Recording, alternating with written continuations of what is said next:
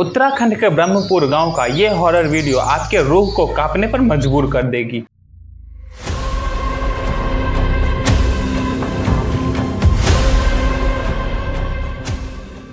Hello guys, मैं रविप्रीत और आज के इस हॉरर वीडियो को बिना देरी के शुरू करते हैं। क्या आपने कभी किसी तांत्रिक की आंखों में झांक कर देखा है? वहां आपको कोई अंधेरा नहीं बल्कि ऐसी शक्ति दिखेगी जिसे इंसानी दिमाग समझ ही नहीं सकता। यह कहानी केवल अंधविश्वास नहीं है, यह उस लड़की की दास्तान है जिसने अनजाने में उन शक्तियों को छू लिया जिनसे खेलना मौत को बुलावा देने जैसा था। उत्तराखंड के पहाड़ी इलाके में एक छोटा सा गाँव था, ब्रह्मपुर। सुंदर, शांत और रहस्यों से भरा हुआ। दिन में यहाँ की ठंडी हवाएं और मंदिर की घंटियां मन को मोह लेती थी, लेकिन रात ढलते ही यह गांव अजीब सा सन्नाटा ओढ़ लेता। वहाँ के गांव वाले कहते थे कि इन जंगलों में काल भैरव नाम का एक तांत्रिक रहता है। लोग उसे अघोरी कहते। काले कपड़े, गले में असली खोपड़ी की माला, हाथ में त्रिशूल और आंखों में एक ऐसी चमक कि इंसान का खून जम जाए। यह कहानी अन्वी नाम की एक लड़की की है जो कि उसी गाँव में रहती है। 20 साल की पढ़ी लिखी जिज्ञासु और समझदार लड़की अन्वी को इन सब तंत्र मंत्र की विद्याओं पर विश्वास नहीं था। वो हमेशा अपने दोस्तों से कहती कि सिर्फ ये सब अंधविश्वास है, कोई इंसान हवा को रोक नहीं सकता, किसी पेड़ से खून नहीं निकाल सकता, यह सब बस दिमाग का खेल है। लेकिन अन्वी को नहीं पता था कि अन्वी की जिंदगी खुद इसी अंधविश्वास का हिस्सा बनने वाला है। एक रात करीब 12 बजे तक अन्वी घर में पढ़ाई कर रही थी। बाहर खिड़की से उसे कुछ आवाज सुनाई दी, किसी के फुसफुसाने की। वह खिड़की के पास गई और देखा सामने वाले आम के पेड़ पर एक काला साया उल्टा लटके हुए उसी को सीधा देख रहा है। उस साये की आंखें लाल थी और होठों पे हल्की मुस्कान। यह देखकर अन्वी का हालत खराब हो जाता है। अन्वी दौड़कर अपनी माँ के पास पहुंची, लेकिन जब माँ खिड़की के पास पहुंची तो उस खिड़की के बाहर कुछ भी नहीं था। इसके बाद अन्वी की माँ बोली कि तू बहुत ज्यादा पढ़ाई कर रही है, इसलिए तुम्हारा दिमाग थक गया होगा, इसलिए तुम अब सो जाओ। पर अन्वी जानती थी कि उसने अभी जो देखा वो सपना तो बिल्कुल नहीं था। अन्वी अब सो जाती है। अगले दिन जब वह उठी तो पूरे गांव में एक खबर फैली होती है कि काल भैरव मंदिर के बाहर बैठा है। लोग डरते डरते उसके पास से गुजर रहे हैं। अन्वी भी वहां पहुंची। उसने पहली बार उसे इतने करीब से देखा। गहरी बड़ी सी काली दाढ़ी, माथे पर राख, गले में खोपड़ियां और हाथ में जलता हुआ दीपक। वह कुछ मंत्र पढ़ रहा था। अब जैसे ही अन्वी वहां से गुजरी वैसे ही काल भैरव ने अचानक अपनी आंखें खोली और धीमी आवाज में कहा, तुझे जंगल बुला रहा है, तेरा समय आ गया है। अन्वी एकदम से चौंक गई। उसे लगा कि यह केवल उसका भ्रम होगा,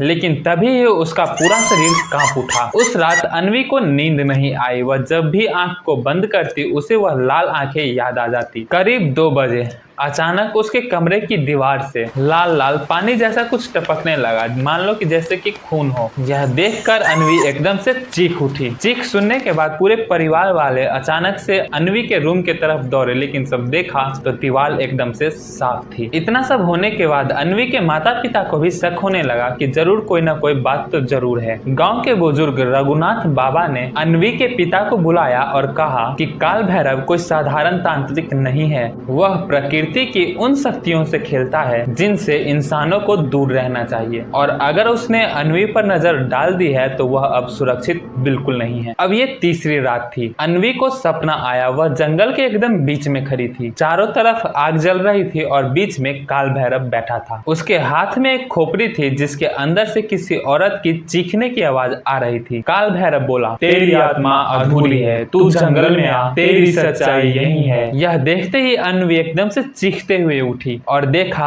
कि उसके हाथ पर राख से कोई मंत्र लिखा हुआ था। धीरे धीरे ये बातें पूरे गांव में फैलने लगती है। गांव वाले अब डरने लगे थे और कुछ लोग कहने लगे थे कि अन्वी को अब गांव से बाहर भेज दो। तो वहीं कुछ लोग बोले कि यह सब केवल भ्रम है। लेकिन अन्वी के अंदर कुछ बदल रहा था। वह अब खुद महसूस करने लगी थी कि कोई शक्ति उसके चारों तरफ हमेशा मंडरा रही है। अब फिर से रात हुआ। अन्वी उस रात नींद में करवटें बदल रही होती है। अचानक खिड़की अपने आप खोली और ठंडी हवा का झोंका घर के अंदर आती है। उस हवा में राख की गंध थी। धीरे धीरे वह गंध उसके पूरे कमरे में फैल गई। दीवार पर परछाइयां बनने लगी और उन परछाइयों में वही चेहरा काल भैरव का। उस परछाई ने फुसफुसाकर कहा, आ जा, वरना यहाँ तुझे कभी भी चैन नहीं मिलेगा। जब सुबह हुआ, अन्वी सबसे पहले उठते ही फैसला किया कि आज वह जंगल की ओर जाएगी। उसने अपने पिता से कहा कि मुझे सच जानना है। बार बार रात को मुझे वही सपना आता है, मैं ऐसे डर डर के नहीं जी सकती। अन्वी एक समझदार और जिज्ञासु लड़की थी, ये मैंने आपको कहानी में पहले ही बताया था। उसके पापा ने अपनी बेटी को खूब समझाया लेकिन अन्वी नहीं मानी और वह अकेले ही जंगल की ओर निकल पड़ी। उत्तराखंड का वह जंगल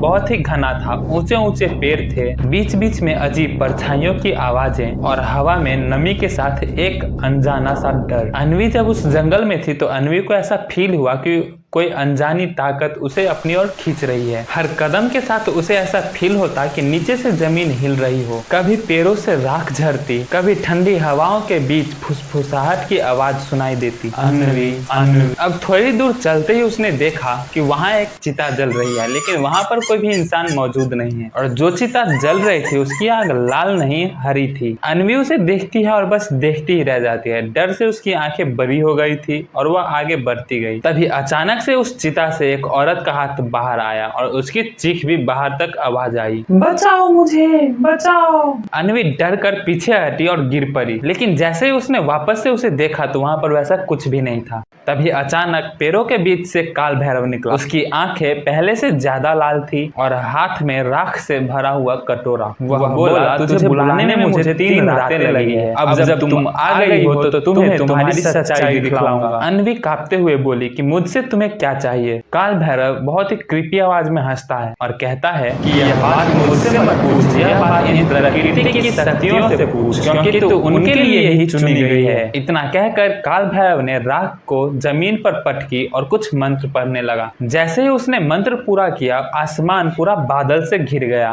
तेज हवाएं चलने लगी और पेड़ों की डालियां अपने आप टूटकर जमीन पर गिरने लगी। अन्वी ने देखा फिर से पेड़ों से लाल तरल यानी लिक्विड जैसा कुछ टपक रहा था। वह खून था या फिर कुछ और। अन्वी इस बात को समझ नहीं पाई। काल भैरव ने कहा कि ये जंगल केवल पेड़ों और मिट्टी का नहीं है, इसमें आत्माएं बसी हैं। जब कोई मरता है और उसका कर्म अधूरा रह जाता है तो इसकी आत्मा यहाँ पर फंस जाती है और तुझे चुना गया है इनको मुक्त कराने के लिए या फिर इनका हिस्सा बनने के लिए। अचानक अन्वी के चारों तरफ परछाइयां घूमने लगी। उसके कानों में सैकड़ों आवाजें गूंजने लगी, हमें बचाओ, हमें बचाओ, हमें बचा लो, हमें मुक्त करो। यह आवाज इतना ज्यादा था कि वह अपने कान पकड़कर वहीं बैठ गई। उसके माथे से पसीना टपक रहा था। काल भैरव ने पास आकर उसकी आंखों में देखा और कहा, अब तुझमें वो शक्ति जाग चुकी है, अब तू इन्हें सुन सकती है। तू चाहेगी तो इन्हें मुक्त कर देगी और चाहेगी तो इनके साथ अंधकार में यहीं डूब जाएगी। अन्वी घबराते हुए बोली, मैं एक साधारण सी लड़की हूँ, मुझसे ये सब क्यों? तांत्रिक हंस पड़ा, तेरी आत्मा कोई साधारण आत्मा नहीं है, तू जन्म से ही विशेष है।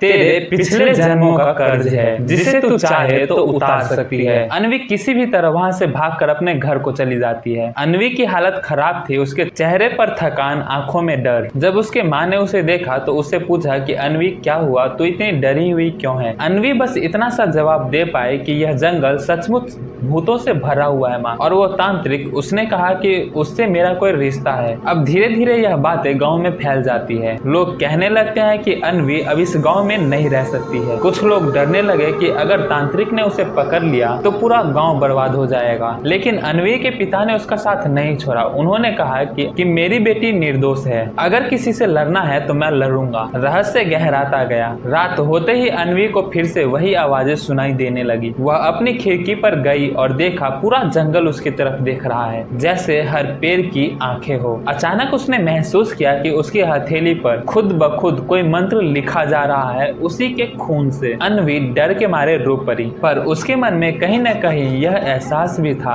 कि यही शायद इसकी किस्मत है। जंगल से लौटने के बाद अन्वी बेचैन सी रहने लगी। रातों को उसे नींद नहीं आती। दिन में अचानक उसके सामने लोगों के चेहरे बदलने लगते। किसी पड़ोसी के शक्ल पर किसी मृत आत्मा का चेहरा दिखता तो कभी उसकी किताबों से राख झरने लगती। अन्वी के माता पिता परेशान थे। गाँव वाले उसे अपशकुनी मानते थे और भला बुरा कहते थे। एक दिन अन्वी अपने आंगन में बैठी हुई थी। उसकी नजर सामने वाले पीपल की पेड़ पर पड़ी। वहाँ एक बच्चा खेल रहा था, लेकिन अचानक वह बच्चा पेड़ की डाली से फांसी पर लटक गया। यह देखकर अन्वी चीख और दौड़कर उस बच्चे की ओर गई। जैसे ही उसने बच्चे को छुआ, वह बच्चा अचानक से गायब हो गया। लेकिन उसी क्षण अन्वी के दिमाग में एक आवाज गूंजी, धन्यवाद, तुमने मुझे देखा, अब मैं आजाद हो जाऊंगा। अन्वी का शरीर कांप उठा, लेकिन उसे समझ आ गया कि वह आत्माओं को देख सकती है। उसी रात काल भैरव उसके सपने में आया और कहा, देखा, मैंने कहा था ना कि तुम्हारे अंदर शक्ति है, अब तू आत्माओं से जुड़ सकती है, पर यह केवल शुरुआत है। अन्वी सपने में ही डरते हुए पूछी कि मुझसे यह सब क्यों करवाया जा रहा है। वह बोला, क्योंकि तू उनके लिए चुनी गई है, पर याद रख,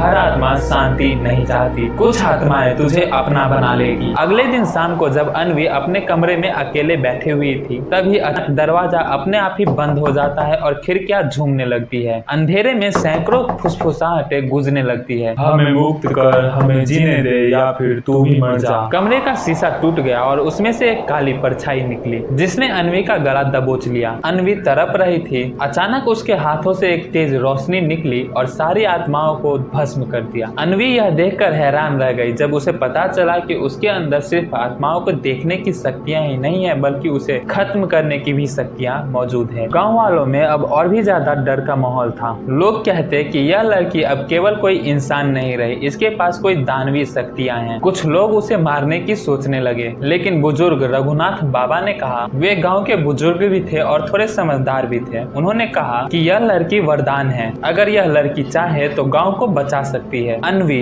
अब डर के बजाय सोचने लगी कि उसे अपने डर का सामना करना होगा। वह जंगल में फिर से गई और इस बार वह काल भैरव के पास सीधे पहुंची। वह काल भैरव से बोली कि अगर मैं चुनी गई हूँ तो मुझे सिखाओ कि मुझे क्या करना होगा, क्योंकि मैं ऐसे डर डर के जी नहीं सकती। काल भैरव ने हंसते हुए कहा, अच्छा तो तूने मान लिया, पर याद रख, शक्ति का मार्ग कांटों से भरा हुआ है, अगर एक भी कदम गलत पड़ा तो तू खुद आत्माओं में कैद हो जाओगी। काल भैरव ने अन्वी को पीपल के नीचे बैठाया। उसने राख से उसके माथे पर मंत्र लिखा और कहा, आंखें बंद कर और आत्माओं को बुलाओ। अन्वी ने वैसा ही किया। कुछ ही देर बाद उसने महसूस किया कि अन्वी के चारों ओर दर्जनों आत्माएं खड़ी है। कुछ रो रही थी तो कुछ चीख रही थी। एक औरत बोली कि मुझे मेरे पति ने जला दिया, मुझे मुक्ति दिलाओ। एक बच्चा बोला कि मैं खेलते खेलते नदी में डूब गया, मुझे शांति।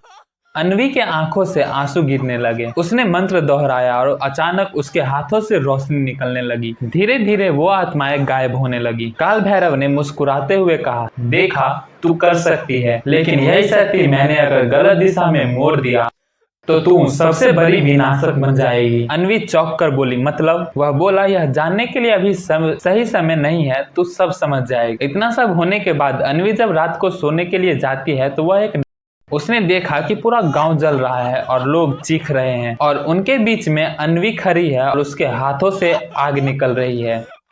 पीछे काल भैरव खड़ा हंस रहा है और बोल रहा है कि अब तू मेरी।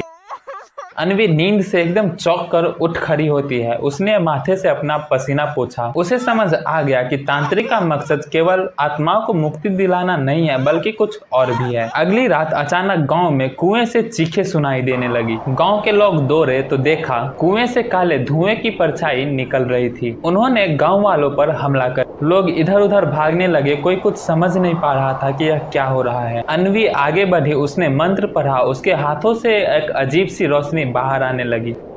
परछाइयां पीछे हट गई और उसी कुएं में समा गई। गांव वाले हैरान थे और सचमुच अब सबको मानना पड़ा कि अन्वी कुछ खास है। लेकिन जैसे ही सब शांत हुआ, काल भैरव फिर से प्रकट हुआ और कहा कि अब तेरे बिन यह गांव बर्बाद हो जाएगा, पर यह शक्ति तुझे महंगी पड़ेगी। धीरे धीरे तू इंसान नहीं रहेगी। अन्वी डर गई और सोचने लगी कि क्या सचमुच इन्हीं आत्माओं की तरह वह भी कैद हो जाएगी एक दिन, या वह इन शक्तियों से इस गाँव को और खुद को बचा पाएगी। अब काल भैरव रोज अन्वी के सपनों में आता और अजीब सी बातें करता। वह बार बार कहता कि तू सिर्फ आत्माओं को देखने के लिए पैदा नहीं हुई है, तुझे प्रकृति की सबसे बड़ी शक्ति को जगाना है। अन्वी उससे पूछती कौन सी शक्ति, पर हर बार वह हंसकर कहता जल्द पता चलेगा। अब गांव वाले भी अन्वी को सम्मान देने लगे। जो पहले उसे अपशगुनी मानते थे, वही लोग अब उसके घर के बाहर दीपक जलाने लगे। बच्चे उसे दीदी कहकर पुकारते और कहते आप हमें बचा संभालोगी ना। अन्वी के मन में एक नया विश्वास जाग रहा था, लेकिन कहीं न कहीं उसे यह डर भी था कि उसकी शक्ति उसे खुद से दूर कर रही है। एक रात जब सब सो रहे थे तो अन्वी को कुछ चीखें सुनाई देती है। वह दौड़कर आंगन में गई। वहाँ एक औरत जिसके पूरे शरीर पर जलने के निशान थे। वह रोते हुए बोली कि मुझे मेरे पति ने जिंदा जला दिया, मुझे शांति चाहिए। अन्वी ने मंत्र पढ़ा और उसके माथे पर अपना हाथ रखा। धीरे धीरे वह औरत रोशनी में बदल गई और वहाँ से गायब हो गई। लेकिन उसी क्षण वहाँ एक काली परछाई आई और उसने कहा कि हमें सिर्फ तुम शांति नहीं दोगी बल्कि हमें अपनी शक्ति।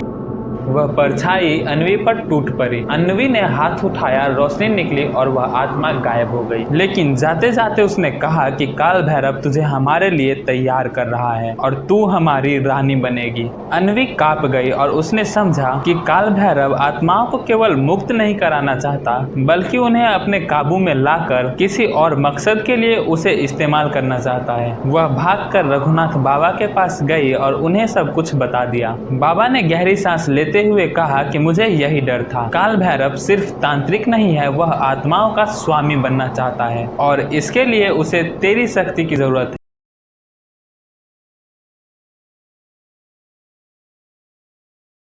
तो फिर से स्वागत है आपका इस वीडियो में, क्योंकि ये वीडियो मैं नेक्स्ट डे शूट कर रहा हूँ क्योंकि इस मोबाइल का औकात नहीं है कि एक दिन में पूरा वीडियो शूट करके एडिट कर सकूँ। लेकिन हमें इससे क्या, हमें तो कहानी सुनने हैं। तो चलिए कहानी शुरू करते हैं। तो रघुनाथ बाबा ने बताया कि सदियों पहले काल भैरव ने एक अनुष्ठान किया था जिसमें वह हजारों आत्माओं को बांधकर अमर बनना चाहता था। किसी कारण से वह अनुष्ठान अधूरा रह गया और तभी से उसे उस इंसान की जरूरत है जिसमें आत्माओं को देखने और मुक्त कराने की क्षमता हो, और वो इंसान तू है अन्वी। अन्वी यह सुनकर शौक हो जाती है और कहती है मतलब वो मेरा इस्तेमाल करना चाहता है। रघुनाथ बाबा बोले हाँ, अगर तू उसके जाल में फंसी तो वह तेरे जरिए हजारों आत्माओं को अपनी शक्ति में बांध लेगा और तब उसे रोकना नामुमकिन हो जाएगा। उसी रात गांव में एक भयानक तूफान आता है। बिजली कड़क रही थी, पेड़ गिर रहे थे।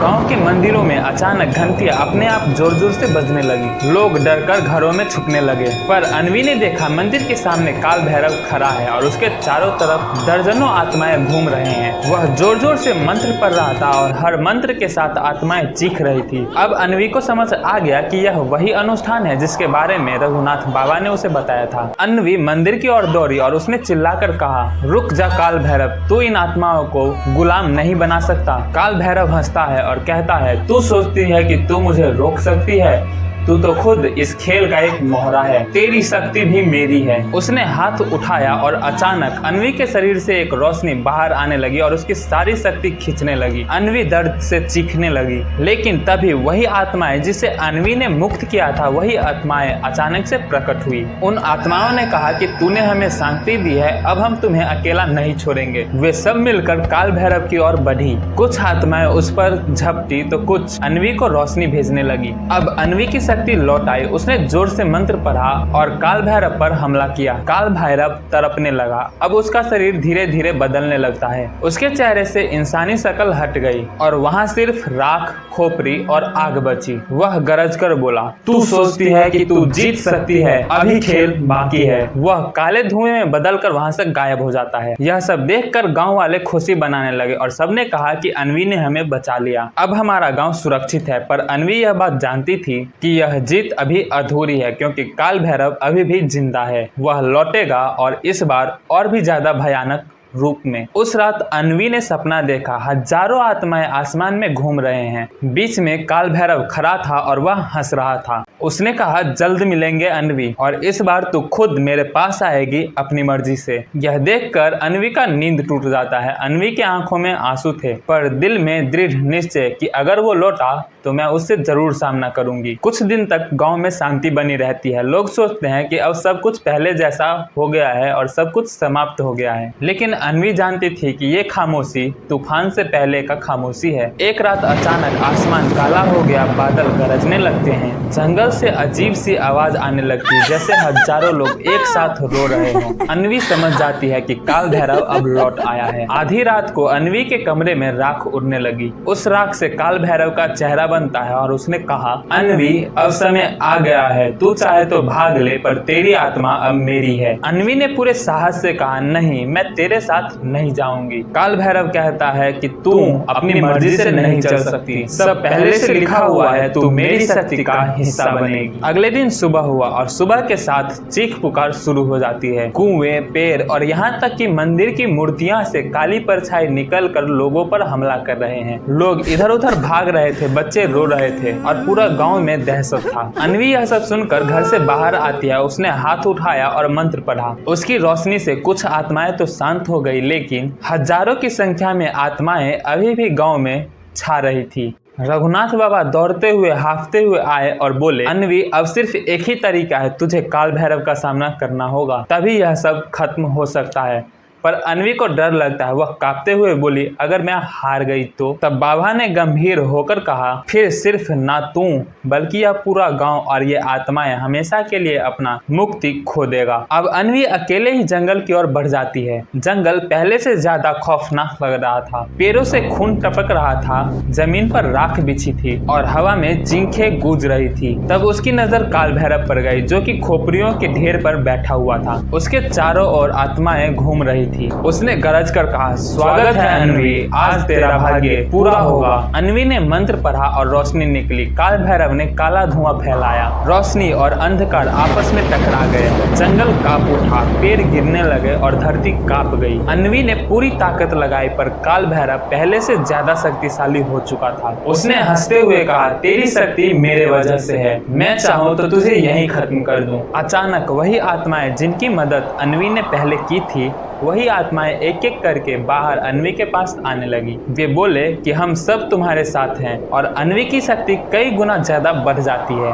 अन्वी की आंखें चमकने लगती है। उसके शरीर से इतना ज्यादा रोशनी निकलता है कि पूरा जंगल उस रोशनी में डूब जाता है। अन्वी ने जोर से मंत्र पढ़ा और अपनी पूरी शक्ति को एकत्रित करके काल भैरव की तरफ छोड़ देती है। काल भैरव चीखने लगा। उसका पूरा शरीर जलने लगता है। उसकी खोपड़ियों की माला टूट गई और उससे आत्माएं निकलकर मुक्त हो गए, और उसने अब आखिरी बार चिल्लाकर कहा, ये खेल खत्म नहीं हुआ, मैं जरूर लौटूंगा। और फिर वह राख बनकर हवा में उड़ गया। जंगल अब शांत हो गया। आत्माएं धीरे धीरे आकाश की ओर चली गई। गांव में सब कुछ सामान्य हो गया। लोग खुशी से रोने लगे। अन्वी को उन सब ने गले लगाया और कहा, तूने हमें बचा लिया, तू ही हमारी देवी है। लेकिन अन्वी यह बात जानती थी कि उसने सिर्फ लड़ाई जीती है, युद्ध नहीं। कुछ दिन बाद अन्वी अपने घर में बैठी हुई होती है। अचानक खिड़की से राख का एक कण खिड़की से अन्वी के कमरे के अंदर आता है और अन्वी के हथेली पर गिरता है। उस राख से वही आवाज आती है, अन्वी, मैं वादा करता हूँ, मैं वापस लौटकर जरूर आऊंगा। अन्वी ने आंखें बंद की, गहरी सांस भरी और कहा,